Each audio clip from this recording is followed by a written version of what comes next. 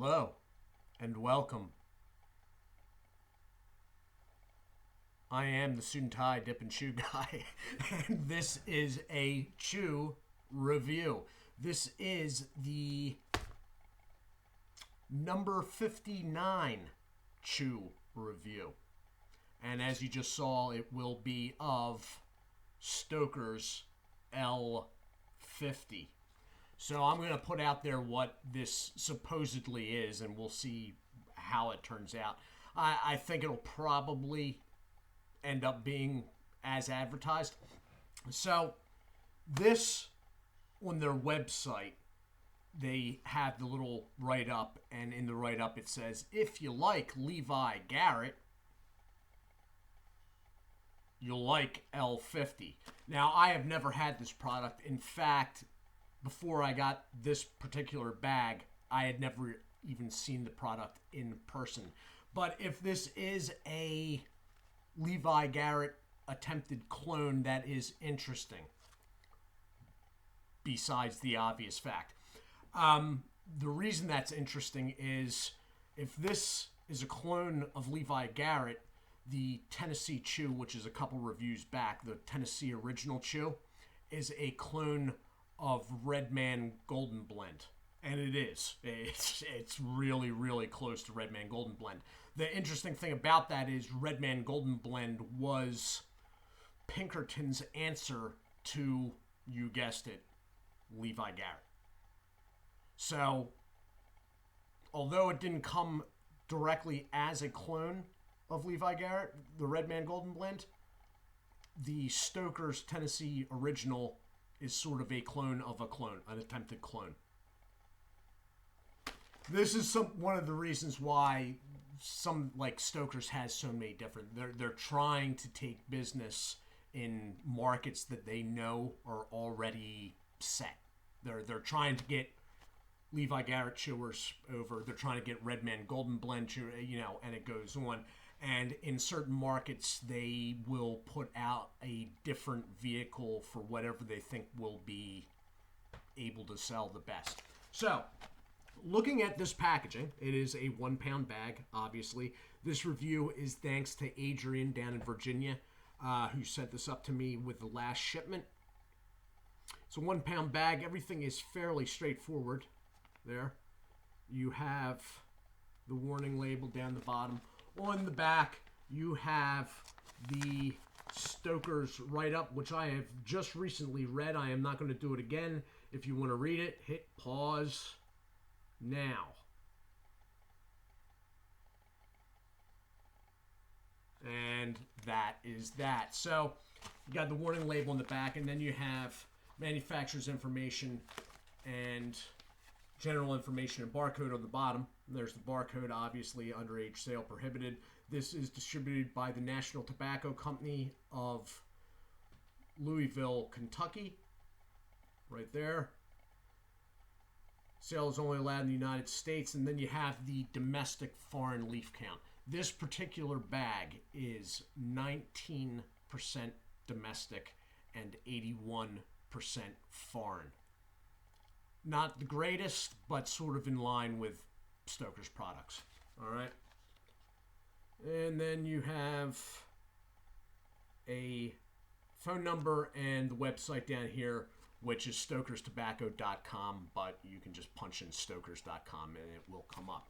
So, of course, I forgot the scissors, as I always do when I need the scissors.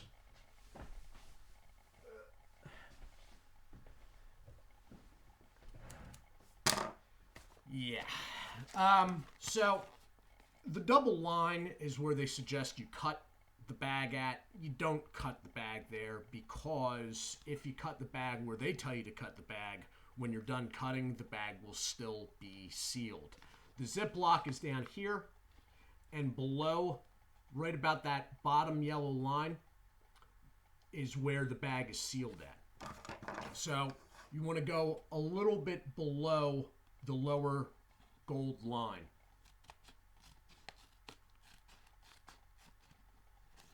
Now that's a stiff.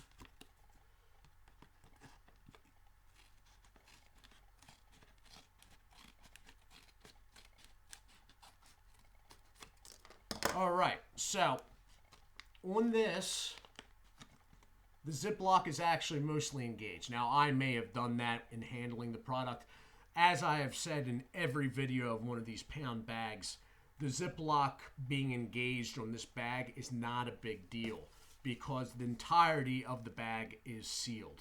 This is a seam that I just cut off, just like these are seams and down the bottom. The bag is sealed. It's not like a bag of Red Man. You don't want to buy one of them with the Ziploc open because above the Ziploc on a Red Man is just a bunch of glue dots. All right, so air is getting to the product. On these, the Ziploc can be wide open as long as the bag still is not ripped or torn. No air is getting to the product. So I'm going to open this up. Okay. And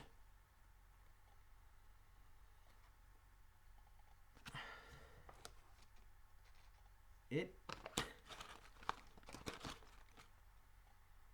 smells like Levi Garrett. It smells like Levi Garrett. It's softer than Levi Garrett. And there's no stems. It seems, for a Stoker's product, a little bit drier than the usual. This is a fresh bag. It feels good. I mean, don't get me wrong. It feels good and it's tacky to the touch, and it is, I don't know if it's going to register, but it's actually leaving stuff on my fingers. It's just compared to the normal level of moisture in Stoker's, it's not quite that extent. But if they are actually trying to clone Levi Garrett, maybe it's on purpose because Levi Garrett tends to lean dry. So that's what you're looking at. Now, it is soft. I'm not seeing really any stem material, which puts it in better position than Levi Garrett. There's a lot of stems in Levi. All right. There are quite a few blonde highlights, but considering the molasses mixture should be toned down a little bit, I was sort of expecting that. It smells like Levi Garrett. I was wondering before this review, I'm like, I hope I'll realize and recognize the smell of Levi Garrett because I haven't had it for a while. And I'm like, now that's something that I've had so many times in the past. It's like riding a bicycle. It'll click. And it does. It smells like Levi Garrett. So I'm going to get not a huge bit. It's cut fairly long. You can almost see the translucent bits there. Some of that, what you're seeing, is actually just blonde highlights. Some of it is you're basically seeing light through the leaf because it's been so liberally treated. All right? But it's pretty long and pretty stringy, except for the short little bits that I just coated my desk with. So I'm going to throw this in, and then I am going to probably hit the pause button. Yeah, there's a lot of translucent bits on this. In fact, I might be mistaking some of that as blonde highlights when it's not actually. Anyway, here we go.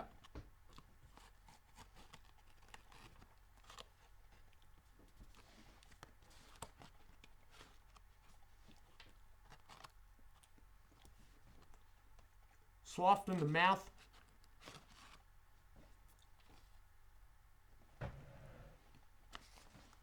Back in a moment.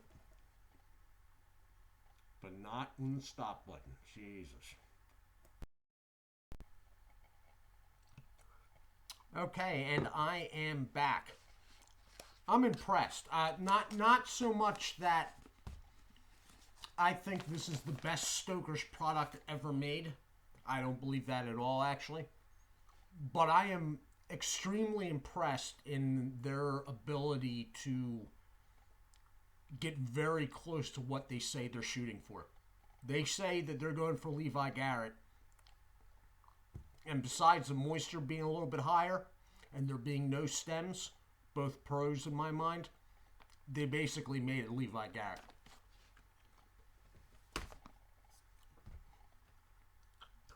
If I was some of these other companies, I'd be worried.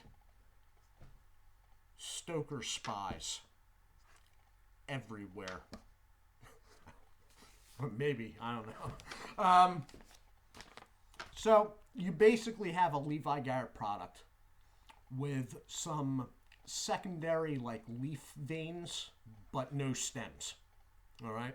The moisture level is higher than Levi, but it seems to be, now I'm running heat here, and this has been here for a little while. Well, until this week where we've gotten up to like close to 70 for some ungodly reason. I was running heat pretty high. So maybe that's why this is drier than usual. But it may be that they actually engineered this that way. It wouldn't surprise me if they did. The chew is sweet. It is a sweet and chew like Levi Garrett. It is about as sweet as Levi Garrett. It is not the sweetest, though. It's not the sweetest thing. The molasses raisin aspect is brought down, and there is a sweetness added. But it's not, let's say, as far as Southern Pride. Okay? It's within reason. But it is definitely sweeter than, let's say, the 24C of the last review. It's good. I like it. It is probably would never be my go-to Stoker's product. Stoker's, I usually use Stoker's chew products as stand-ins for price reasons, one, or as desserts, two. The apple is my like go-to dessert of all dessert smokeless products, but probably the one that I use the most is the peach, and then after that probably the Fred's Choice. But this is good. They're flavor wise, this is good by me. I mean, I'll use this entire bag just like I used the entire 24C bag. Thus far, there's only been 2 Stoker's products that I have not liked the flavors of. Okay? They were both alcohol infused. One was the Tequila Sunrise, and the other was the Tennessee Moonshine Blend. Not saying there was anything wrong with the products, just I personally did not like the flavor of either of those. Besides that, that's really the only 2 complaints I've ever had with any Stoker's product. The only drawbacks to Stoker's is because they're so liberally treated with moisture and because they're bagged so moist, they don't hold up to active chewing as well as, let's say, Red Man or one of the American Snuff Company products, which the way they are with stems and being drier, they are like made to gnaw on, like bubble gum.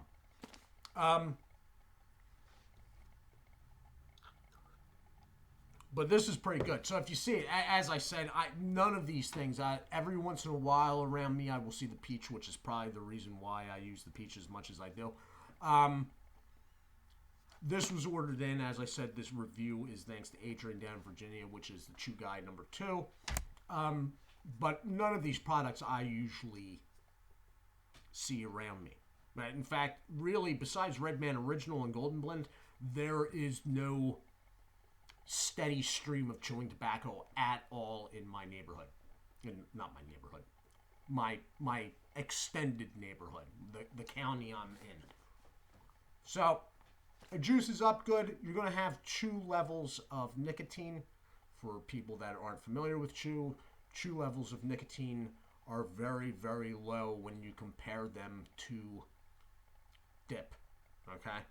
So, don't buy a bunch of chew and then lose track of where your grizzly can is, because you're not going to be happy in a couple hours. You will not be able to get the nicotine intake that you get with dip.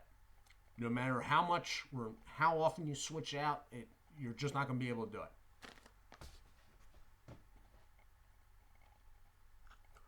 As I have said many times before, chew for me is more of a flavor thing. And to an extent, although I do not try to hype the aspect of spitting and whatnot. When I am outside, there is a mouth-watering spitting aspect for it that goes well with me. But nicotine, no. My can of Stoker's is sitting right next to me. I'm not getting stuck somewhere with just this. Anyway, this has been the number 59 chew review. All right. Stoker's L-50. It is a Levi Garrett clone with higher moisture and no stems. Both pros in my mind. I am the Suit&Tie Dip and Chew Guy. I do hope you all are well. Do take care of yourselves.